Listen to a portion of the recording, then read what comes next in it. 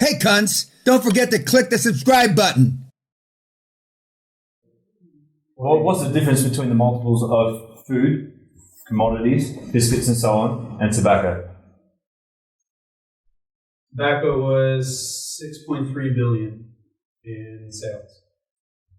Well, what's the multiples the tobacco company selling for? 20 times earnings, 10 times earnings, 5 times earnings? As opposed to the food companies, which historically sell at low multiples.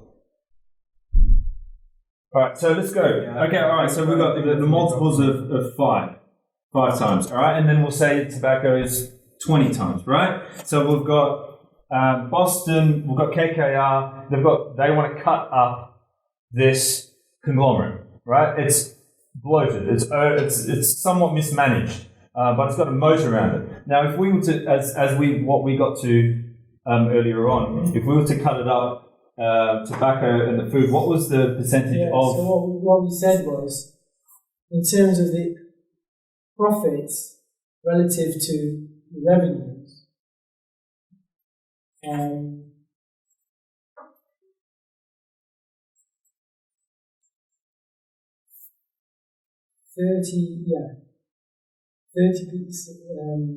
30% of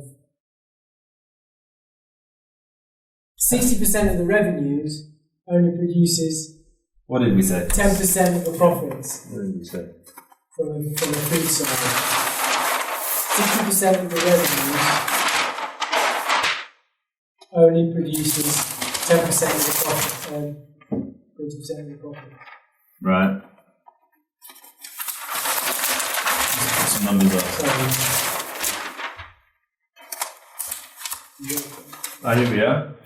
Okay. You mean 40% of the revenue is generated by tobacco, and it actually accounts for 2/3 of the revenue, of the profit. So you got 6.5 billion in tobacco and 9.5 billion in food. It's about 60-40. Yeah. Yeah, 60-40. So food accounts for 60% of the revenue, Right. but only 10% of the profits. So the food is selling at a thin margin by definition. Right. And so if we were to say, if we're plugging ourselves into this deal, the one strategy would be to tag onto food, right? Because they're chasing the tobacco, right? They're hunting elephants, and we're QLA. We're starting out as an investment firm. We want to tag in if we were to insert ourselves into this deal. Why would we do that? I'm guessing because there's security there, and also because I believe there's a lot of R&R or research and development in tobacco at the time. There's the late 70s, there's still a lot of tobacco being grown in the south, and they were testing out cigarettes, trying to come out with new products without failing. And so whilst they're all hunting tobacco, and we were to hunt this part, this smaller sort of part that is undervalued or keeping RJR down, how would we strike up a deal, with Boston, let's say? Boston interested in tobacco. They're interested in tobacco, are they? Yeah, everyone is interested in tobacco. Except us. That's good. That's if we were to plug ourselves into it, this is a strategy that would work. But the question is what would be our pitch?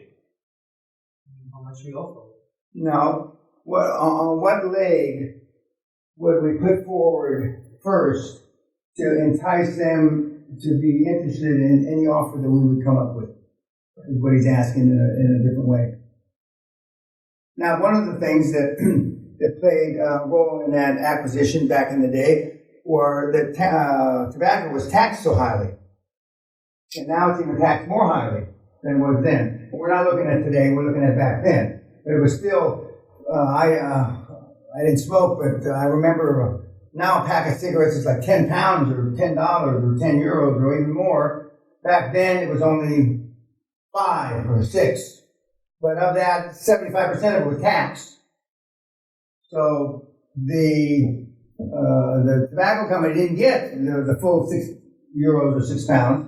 they got 2/3 of it because 1/3 of it because 2/3 of it went to tax. Well, if you think that they can make all that fucking money on a third, it's because it's, it's the old saying, not the old saying, but why do 60% of the people that have lung cancer continue to smoke? Because it's addictive, for sure.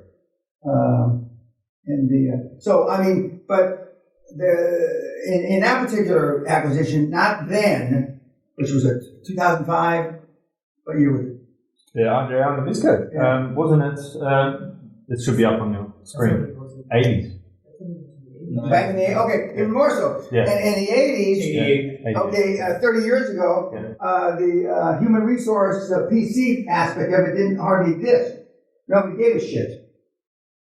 You guys aren't old enough to remember in the 80s, but I mean, they didn't give a shit. Nobody cared.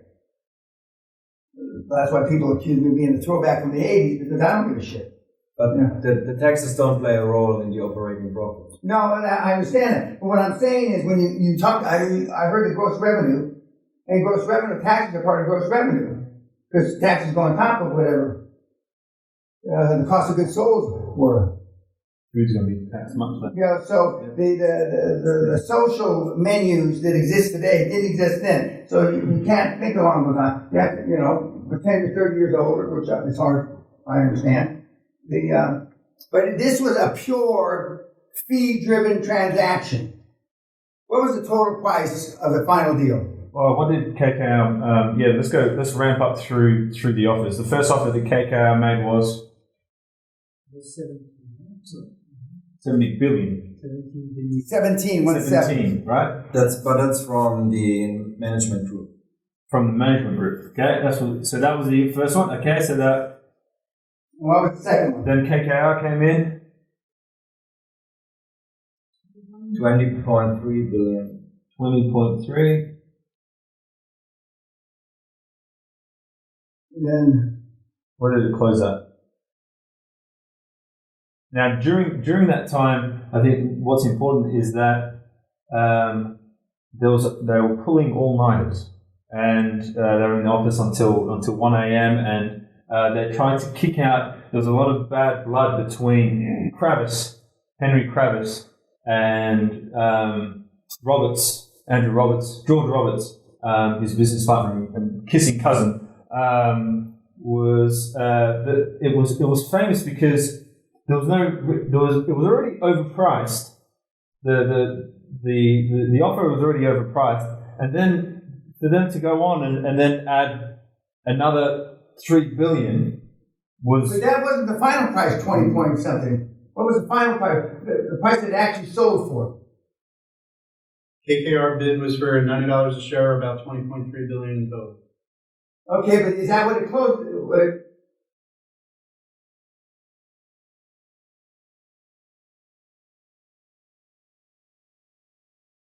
Special committee consider a proposal to purchase the company for $17 billion by a group.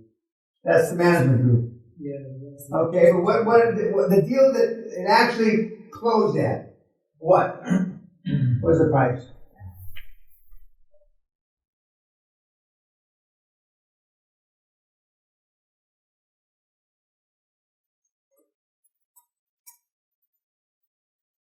$109 per As share. a share. Yeah. So it went from 90 to 109. 25 billion. 25 billion. The difference between the 17 billion, management had the right price. They actually had 10 or 15% premium on what it was really worth. And management would. They're running it, right? So let's say the real price should have been 15 billion. They bid 17. They thought they were going to get it. The difference between 17 and 25 was fee driven. That's a lot of fees. You fucking you're right, it is. So the deal was bought. The deal was shite. It was shite. Yeah, I think it's. And it was one of the biggest fiascos. Another big fiasco was the AOL deal, which is in somebody's group. Where, remember how I told you I've never lost a deal on success fees since I've been doing success fees? This was success fees. So you would. I would have bid it to 30. I don't give a fuck. Because it's not their money. What happened to the stock price after the purchase? Good. Go back and look at historical charts. What you can do, all you wizards, come on. It was so we're at $40, which is always, it was undervalued. Then what happened? So it was, let's see, the $90 was KKR. So the management bid must have been about $85 or $80. So management bid 50 or 70 or 80% more than the share price was on the stock exchange, and they thought in order to get the deal done. But what was it 6 months later, a year later, share price?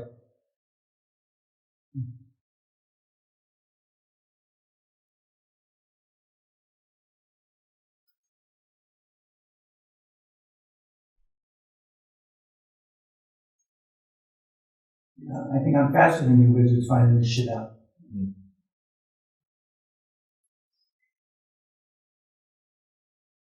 Did they successfully move sectors or industry? No, forget that. What was the share price in the aftermarket?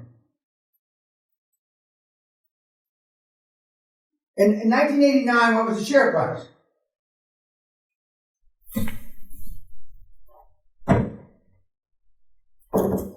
$75 per share.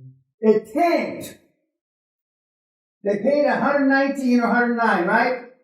Yes. 75? Even you wizards ought to be able to figure out it fucking tanked 30%. It tanked about back to what the offer was by management.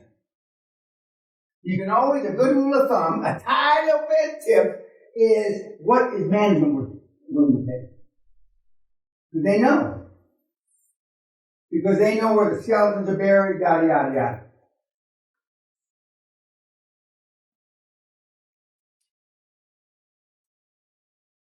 And I mean, there was investigations and all kinds of things. They accused everybody of everything. The only person they didn't accuse was the devil.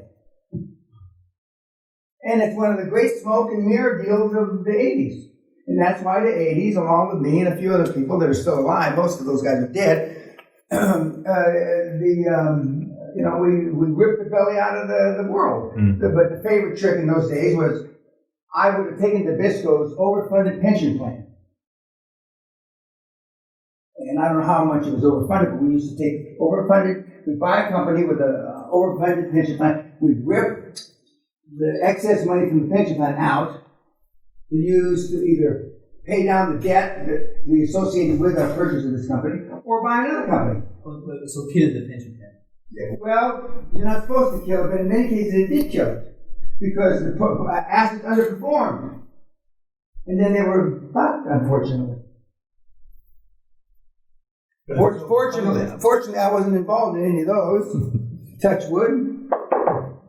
But I mean, it happened all the time. Because now you can't take overfunded pension plans. There's a Peña rule. It's not the Peña rule. It's like you can't take options public anymore because of the Peña rule. But you can't do that now. You can't. It's illegal now. Correct. Correct. It may be still legal in Passau or some of the Bavaria or some places. And so, in eventuality, the buyers, the successful bidders, split up to sell it to Japan Tobacco. It looks like they sold the tobacco part off, but it doesn't say when exactly that happened. It was broken up. Foreign tobacco business sold to Japan Tobacco, and the food business winding up, being owned by Kraft. And that was 15 years later, and it's just it's just lost. So the share price in the 70s means Yeah. they tanked. Yeah. They tanked. Yeah.